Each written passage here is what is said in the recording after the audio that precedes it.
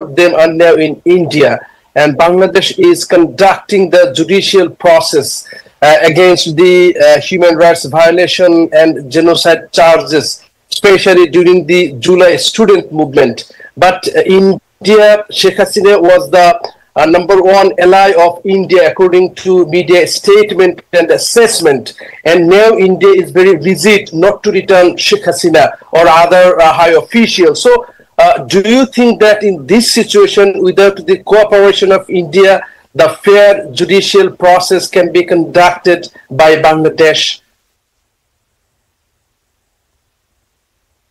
Thank you. Over to you, High Commissioner.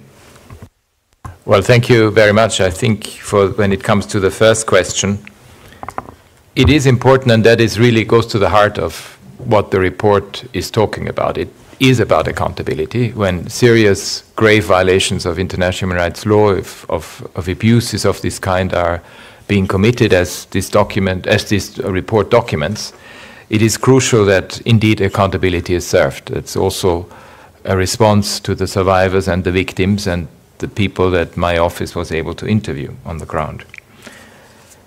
We have a domestic system, and that domestic system is in need of reform. And that's what is happening as we speak. And I had a chance when I was in Bangladesh to discuss this both with the interim government but also with the different heads of the reform process that were being undertaken. And indeed, we need to ensure that there is fair trial standards, there's due process guarantees, and this reform is ongoing and is one that we need to support as much as we can from the international community side as well. There is also the issue of making sure that when people, for example, who have committed serious crimes are outside the country, universal jurisdiction can work. In those countries where universal jurisdiction for grave violations of international human rights law is possible, then that can also be a part of the accountability process. And then, of course, as I mentioned, the possibility of a referral by Bangladesh to the International Criminal Court, because Bangladesh is a state party to the Rome Statute. Now, this is one thing. The other thing is truth-telling. My report directly contributes to that because it establishes the fact it's done by an independent, we don't have any stakes in the matter. What my team has done on the ground is precisely to establish the facts, to look at what happened, to interview, to look at an enormous amount of material, and to bring forward these facts and the application of the law. And that is in and of itself important because it is part of the truth-telling process. But beyond that, we also need memorialization. We need a deep healing for those who are directly affected, but for the country as a whole. And I just hope that the current reform process of the government, of the interim government, is an important contribution to this, because we hope that this new vision of Bangladesh can be given birth to, and with human rights at the center of it. On the second, there was a particular case mentioned, Nahid Islam. In fact, we have documented this case. If you read the report, we have this case documented. It was one of the emblematic cases of arbitrary detention, of which, as you know, there were many findings in that regard. And again, we can learn from it. And we have indeed made sure that these cases, the way that they are documented, provide the type of response that everyone expects. Look, as I mentioned before, on the judicial process, it is important again that the judicial process inside the country is reformed, that it guarantees due process, that it guarantees fair trials, and that process goes ahead, because we cannot allow for perpetrators of serious human rights violations to get away with impunity. They need to be held to account, and that's part indeed of the work that is being undertaken. Thank you. Thank you. Now, we'll take a couple of questions in the room to start with. First, AFP. Yeah, thank you. Nina Larson, AFP. So I was wondering if I had a couple of small questions. I was wondering if you could say what your report found in terms of Sheikh Hasina's direct responsibility. If you're calling for international justice in this matter, I know you said it's impossible. It's important that there is the possibility, but do you think it's that it would be good that this does go to universal jurisdiction or to other forms of international justice? And finally, sorry, on the reforms that you're talking about, are you concerned that the abuses that you've found in your report are continuing due to, I guess, embedded problems in the system? There was a report out today about 12 people who have died since the end of the revolution in custody. So I just wondering if you had some comments on that. Thank you. We'll take another question in the room. Thanks. Yeah, Laurent Siro, Swiss News Agency. Thanks, High Commissioner. Follow up on the last question. There's been in the last days a wave of arrests, more than 1,300 arrests. You mentioned that there is a need to set back of the cycle of revenge, so your comments on that. And then on your call for truth-telling, what's the first reaction of the new government? Are they heading towards a format like a Truth Commission? Thank you. Thank you. If we have no more questions in the room, I think we'll take one more online from Shahidul Islam. Sorry, I'll come to you next. Shahidul? Yes, it is Shahidul Islam Chaudhry from Rajke Patrika in Bangladesh. The Commissioner has mentioned about the ICT process in Bangladesh. At the same time, the international avenues for ensuring justice through ICC. Should Bangladesh complete first the ICT process at home before going to the ICC process for international trial? Thank you. And we'll take one more question. We've got one in the room, and this will have to be the last one for the High Commissioner. Thank you.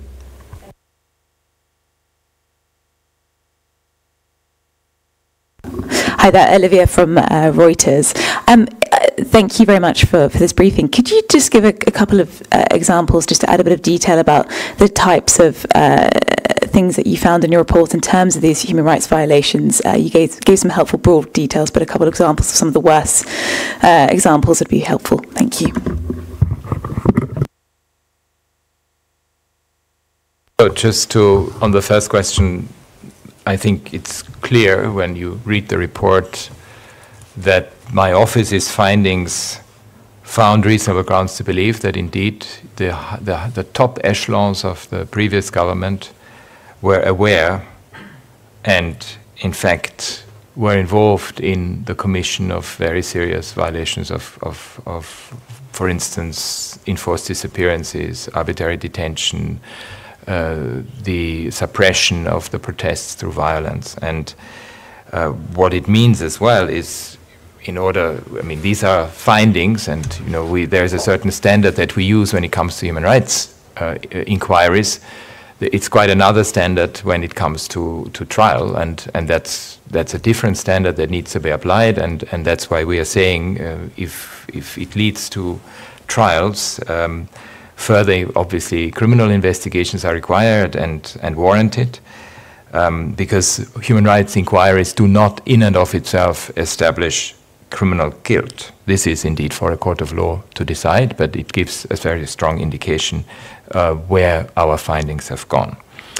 The reform process, it's, as always, in a transition, fragile. It's not easy. I saw this myself when I went last year to visit Bangladesh. But I was impressed by the thoroughness, by the seriousness, and by the commitment of the interim government and the chief advisor, but also by the people who are leading these reform processes, how deep they want to go into making sure that some of the systemic structural changes that they are overcome. Is it easy? No, it's not. It's a complex process, that's clear. And the commitments from the government, even recent announcement by the chief advisor, for example, were also very clear about not repeating the patterns of the past, these revenge killings, the identity politics, the patronage, and these cycles of revenge. And that is a very strong commitment. Do things happen that shouldn't happen? Yes, they do. And as a result, they need to be investigated. My office only looked at a very specific time frame, which was July, mid-August, so it was already when the new interim government took office. It is important that we learn, that the country learns from this. Our contribution is precisely to offer these facts, but it is also important that each and every incident that happened ever since is properly investigated. And again, my office can provide an independent source of information because we have no stakes in the matter. And that's the advantage of independent human rights inquiries, and also help build up a system, a domestic system, a national human rights institution that is fully independent.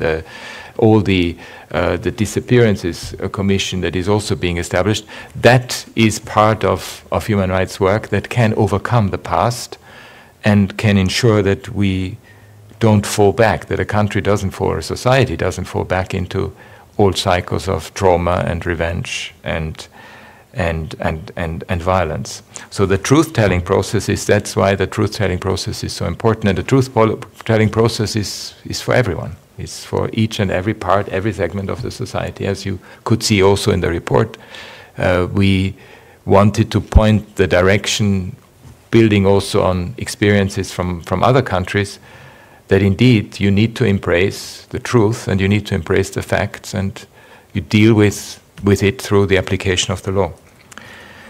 When it comes to the referral, the possible referral, since Bangladesh is a state party to the Rome Statute, again, one of the principles of that is complementariness.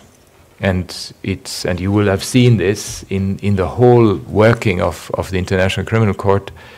It's when you are indeed faced with a situation that some cases are either so difficult to prosecute and to handle, it's better to refer it to the International Criminal Court.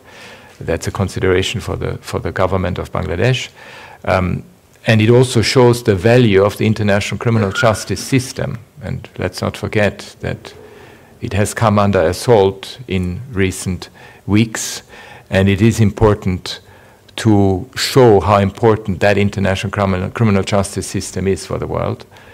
For countries that are particularly affected, such as what we are discussing here, but we have had similar discussions. We had a special session on the Democratic Republic of Congo last week, where again, similar considerations apply, but it shows the value of the international criminal justice system. So clarity is critical. Look at the findings. It's a very brutal read, and you have seen some of the worst examples. Obviously, the killings. 78% of the 1,400 people who we know have been killed, there may be more, was by firing military rifles, shotguns with pellets. You have seen in the report we have made a very strong plea that shotguns with pellets are forbidden because the injuries that they produce are horrific. And I saw that myself. I went to one of the hospitals in Bangladesh when I visited, and I could talk to some of the survivors, and some of them will be disabled for their lives. And that's especially young people. Some of them were children that I saw. Some of them were young women, young men, and these type of injuries are horrific. And we know that about 12 to 13% of children were affected by this. We had also journalists being killed, at least 6 from what I hear from the report, more than 200 injured. mass arrests, the climate of fear that you may disappear, that you may not be found again, is extremely traumatic. And that was part of the repressive measures that applied. And again, this tells us the story that we have to bring these situations to light, and we need to put the spotlight on them, especially when we are able to establish the facts, and we need to learn from them, not just for the situation in Bangladesh, but for many other situations around the world where similar systems of repression are working. Okay, thank you very much. Thank you, High Commissioner. I can come in on one of the last questions. Yes, Ravina Shamdasani, now our spokesperson, and Rory Mongovan, the head of our Asia Pacific section, will continue taking your questions. So Ravina now has a response to one of the questions as well. Thank you. Good morning and good afternoon. One of the questions was about some of the worst examples, and the High Commissioner, of course, painted a picture of just the scale of the brutality that occurred. The report is unfortunately full of individual examples of the brutality that people were subjected to. Among one of the most harrowing testimonies was that of a young woman in Jatrabari who was holding a wounded protester when a police officer executed him at point-blank range. When she screamed in horror, the officer turned his shotgun on her and fired again, causing severe injuries. And in another case, the security forces shot a young boy in his hand with a shotgun from point-blank range to punish him for throwing stones, and this completely mangled the young boy's hand. Thank you, Ravina. So we'll go back online. We have a couple of more questions pending. So Israt from DBC, I see you've raised your hand again. Let's see if we can get it working this time. And governance issues from Bangladesh. And since the enacted, the Police Act of 1861 during British rule, multiple attempts have been made to reform Bangladesh policing system. Given that the police ordinance of 2007 was drafted but never enacted yet, should the interim government prioritize implementing it? Insights, please. Thank you. And then the next question.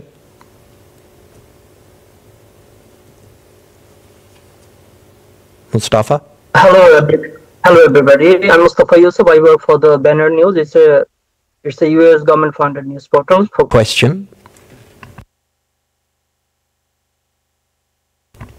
Sure. Could you be specific about the challenges the interim government might face to prosecute the perpetrators of the July massacre? Thank you.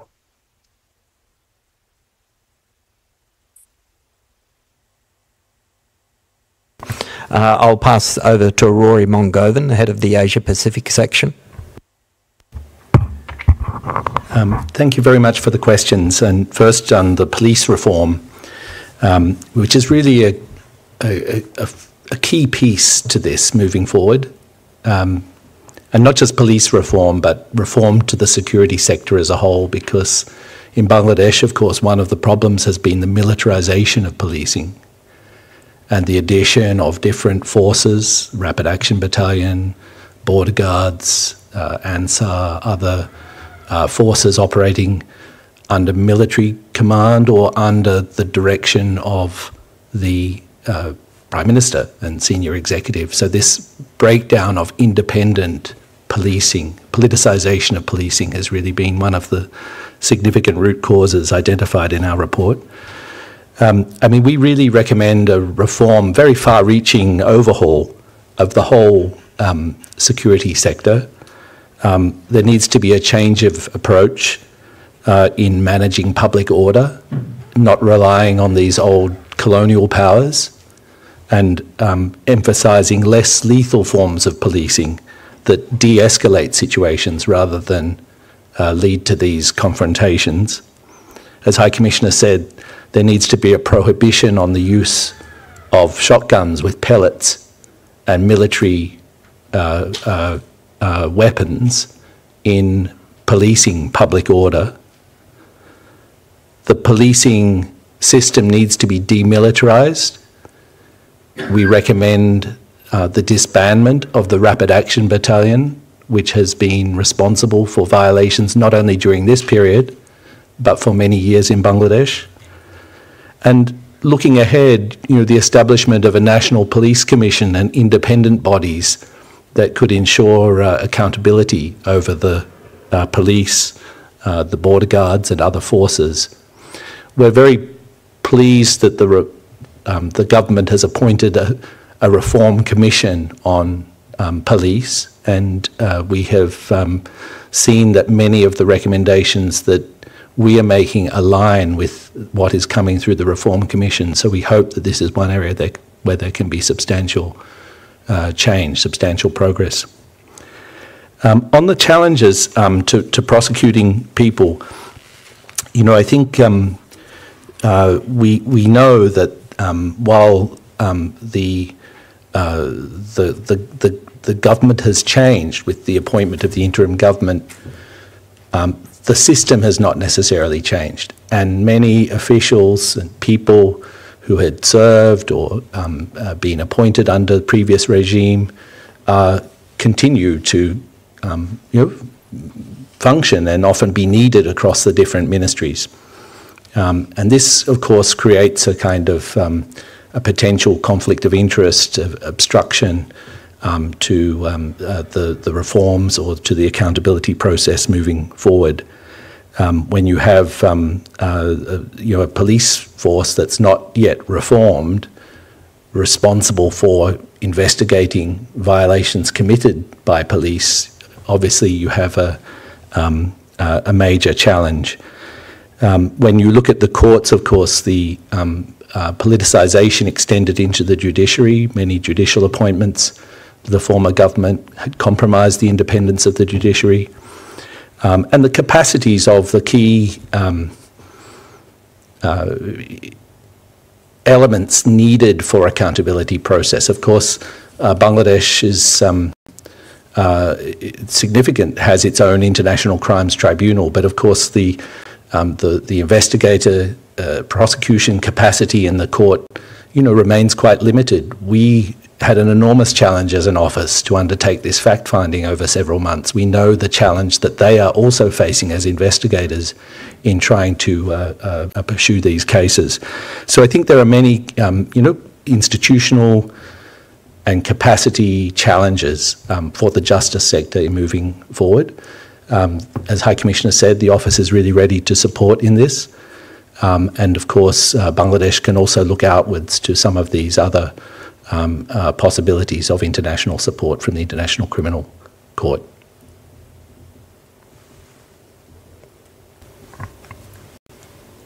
Actually, if I can just supplement what Rory has said, concerns do remain. That is clear, as the High Commissioner pointed out, and as Rory pointed out, transitions are fragile, and there are still a lot of concerns about the current situation in Bangladesh, particularly with regard to due process and fair trial in the many cases that have been filed, custodial deaths in the unreformed prison system, actions taken against journalists, and persistent incidents as well of mob violence, including attacks on minorities. In terms of recommendations, the report contains a very comprehensive set of recommendations on institutional reform, law reform. One key recommendation is to take urgent measures to establish a victim and witness protection program that is independent of the existing security forces, and to initiate strict disciplinary measures and criminal investigations in cases of witness intimidation, because this is something we have witnessed quite a lot in Bangladesh. Thank you, Ravina. We've actually got a question online. It's from Boris Engelson. He says, Bangladesh has been the place of a rampant civil war for more than half a century. What did or could so far the UN do to monitor the risks thereof and try to avoid this second or third or fourth bloodshed since the early 70s? And then we have two other questions on the line. If we could go first to Zima Islam and then M.A.K. Zilani.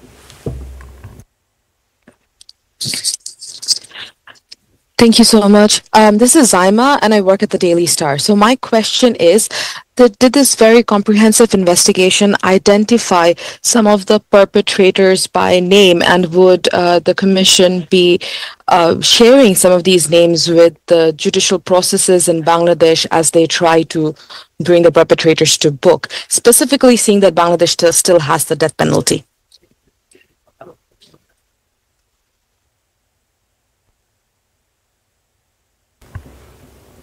M.A.K. Zilani?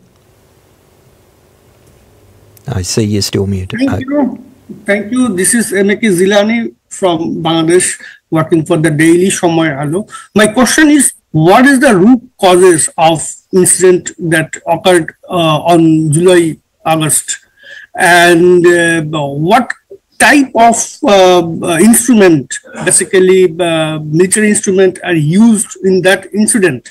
And have any sniper uses or like this type? Please, what is your findings? Thank you. Thank you. Rory?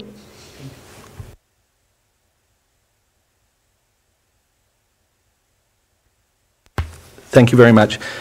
Just the first question. I mean, we wouldn't characterise the situation in Bangladesh as having been in civil war, but I think perhaps what you're reflecting is that Bangladesh has been caught in this trap of very binary politics, a kind of winner-takes-all politics that has really led to a very deep polarisation in the country and the capture of state institutions by government in power and the weaponisation of the law and the state, often against the people. That has in turn also kind of created an enabling environment for corruption and the co-option of the economy for private interests and patronage. So I think all of these elements come together and have held the country hostage in many ways over many years. And I think as the High Commissioner said, but more importantly as the students have said, as Chief Advisor has said, this is an opportunity, historic opportunity, to break that cycle. And to break that cycle, to change the form of politics, governance, economy in Bangladesh, really requires this comprehensive acknowledgement of the past, reform of laws and institutions and of the system of governance, recreation of a civil society and civic space, but also democracy, even democracy within parties, to really cultivate a new democracy in Bangladesh. And I think this is a moment, historic moment, that the students have brought for the country. And I think the High Commissioner's, offering our full support to realising that vision. The report doesn't identify perpetrators as such. I mean, of course, there are senior officials named in the report, different moments, different meetings.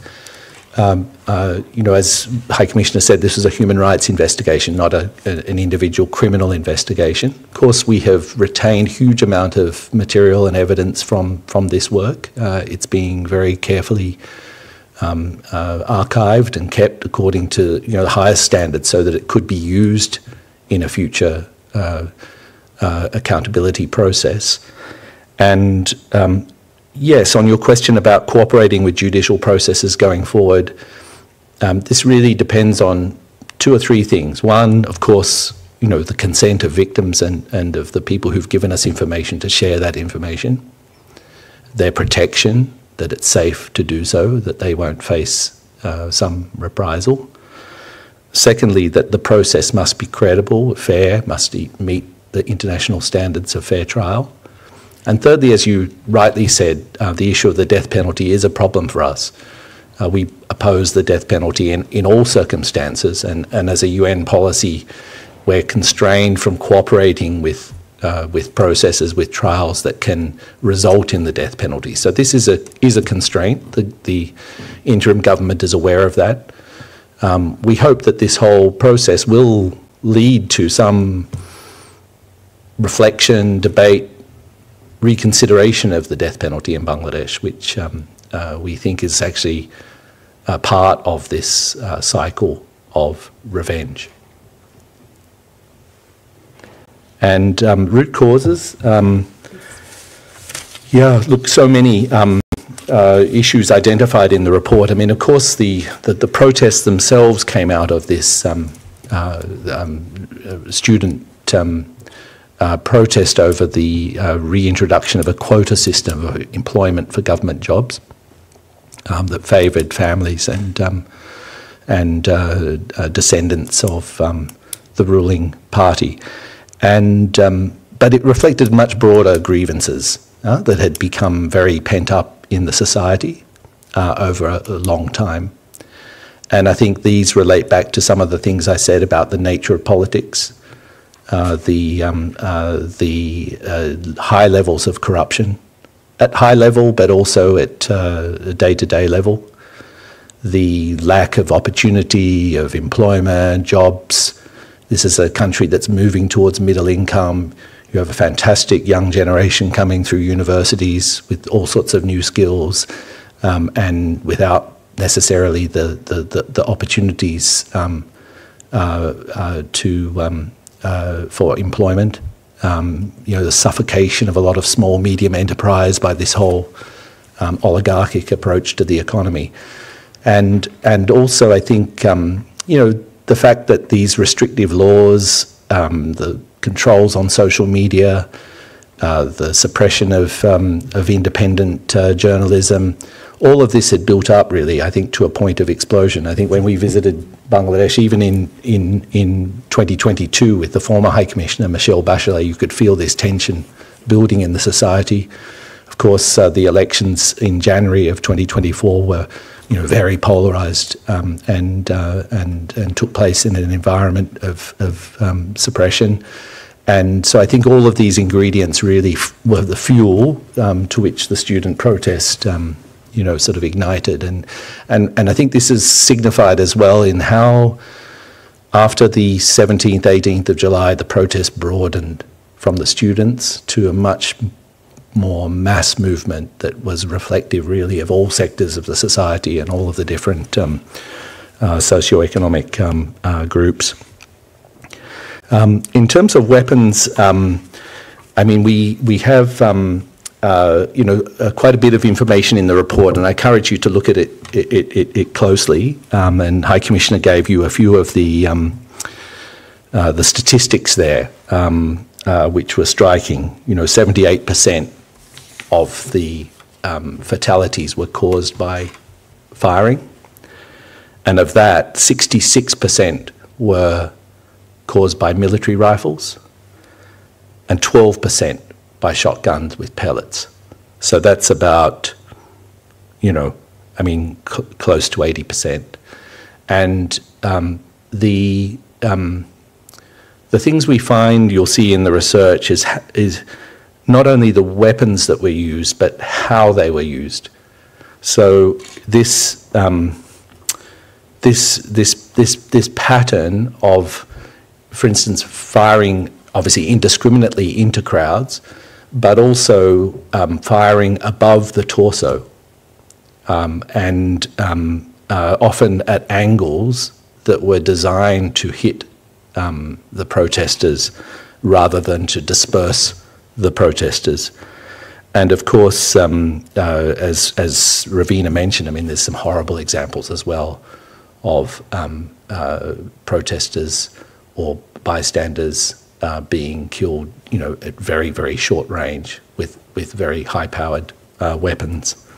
So I think you will see there, this prevalence use of military-grade weaponry was a key factor in the high level of fatalities that were recorded.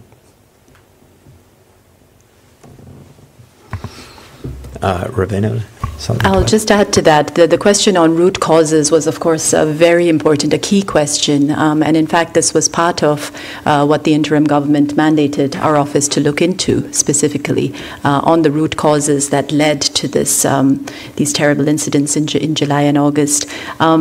The report is very long and detailed. It contains a lot of rich, in-depth information about this. And if you go to page 69, you'll see, that the root causes set out in a very systematic. Thank you. We've got two more questions online, and then we're nearly hit the hour mark on the press conference. So I think these will be our final two questions. So we'll start with Mustafizir, followed by Takuya.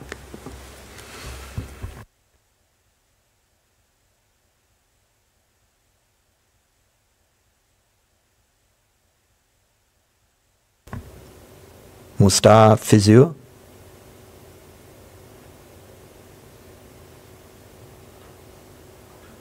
I see you're still muted. Yeah, can you hear me? Yes. Thank you. Yeah, this is Mustafiz from New Age. I'd like to know how could the UN system help Bangladesh government, at present the interim government, to bring back those who held key positions during the July massacre, including the Prime Minister, and many of them at the time fled to other countries and taking shelter there, including India. How could the UN system help Bangladesh to bring back those, support in the trial process or investigation process? Thank you. And a question from Takuya. Hi, could you hear me? Yes, we can. Thank you for taking my question. And I'm sorry, I was not allowed to get access to Zoom at the beginning, so someone might have asked already, but I know regarding former Prime Minister herself, are you going to ask India about her whereabouts? Because she reportedly, went to India first. So are you going to ask India? And do you think you have to interview with her, or just it's out of scope? Thank you. Thank you, Takuya. There's a similar question. I'll just share one more question online, is concerning what they say, the trial process of Sheikh Hasina. How will it proceed? And the question, similar to what Takuya is asking, is why is India not handing over to Bangladesh? The interim government says that a formal request has been made to bring her back. Is there any opportunities for the UN to play a role in this matter?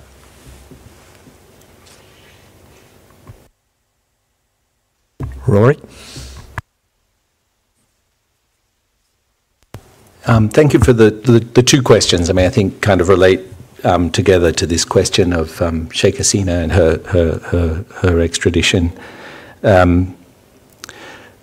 Look, the bottom line is that all those responsible for what happened and what amount to very serious human rights violations and possibly international crimes are held accountable.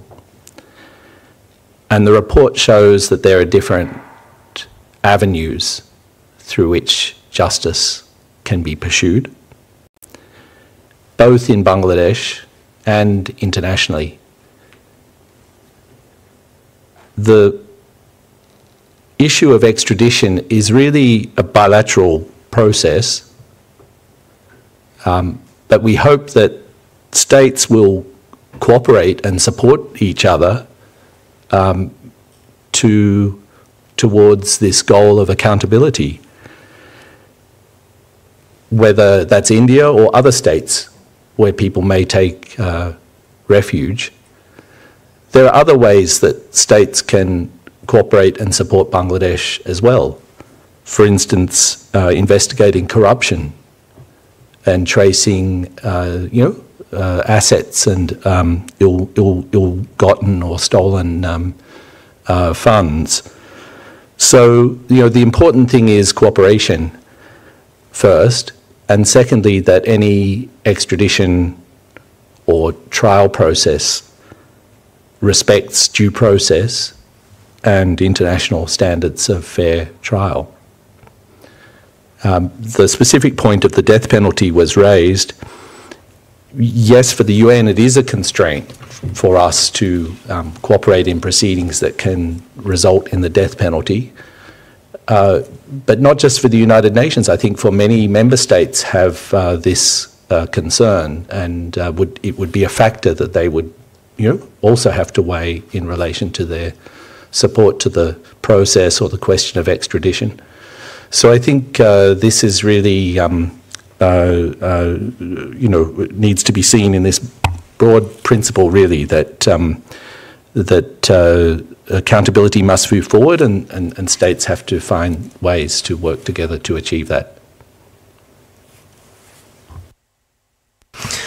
Okay, I think that will draw the press conference to an end here. I see there are some more questions both in the chat room and online. Feel free to reach out to our office.